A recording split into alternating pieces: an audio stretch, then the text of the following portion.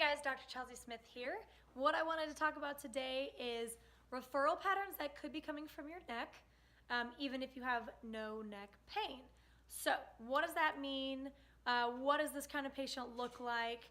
So most of the time when I see people and I'm not sure if it's coming from their neck or somewhere else, things that they might say to me are, well, I started having this kind of weird pain in my arm, but it's not pinpoint tender to the touch. So when I try to move around and really get on it, I can't seem to get directly on it. And whenever I ask them things like, what exactly makes it hurt? They're like, well, nothing specific in my arm. I can't figure out what is happening. Sometimes I'll move a certain way and it zings me down the arm, or if I sleep on things weird, gets really uncomfortable. And every now and then I'll have this really weird sensation into my hand. So what I always ask my patients are, do you have any numbness, tingling, burning, lack of sensation, or any weird weakness that you might have noticed? And sometimes people have not really thought much about it, or they've not correlated the two, and they're like, well, now that you say that, actually, I did have numbness in these fingers. Or they might be like, I did have numbness in these fingers. So what I tend to do in that arena is I always go up to the spine first. So if you have any kind of arm, hand pain, and you do not recall an exact event where you've just injured that tissue, I'm probably always going to screen your neck anyways. So what I want you to do is I want you to take a look right over here, and I want you to look at a chart that's going to show you certain places from the neck that actually are in charge of sensation and strength into the arm. Over here, when we are looking, if you can see right around, the actual shoulder area, that has a number by it, okay?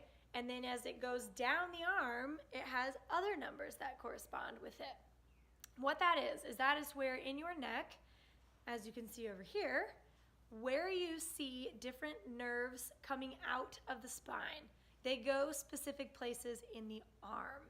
So even if you don't have neck pain, if you can look over here at this screen to see where some of these different patterns may be, that can help me start to develop a bigger picture of what's happening. I'm always looking for patterns, so I will test you on your strength.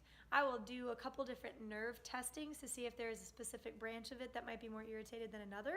And then from there, you are going to have a better understanding. So I try to break it down what I find on you. So let's say you had weakness with maybe taking your arm out to the side. Maybe I tried to push down and you just couldn't fight me at all. So when I take a look at that, that looks a little bit more at C4-5, okay?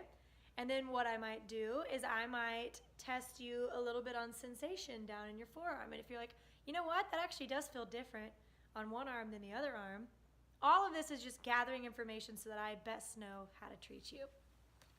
Hopefully that was helpful. I'm gonna put a couple self-tips on how to self-assess.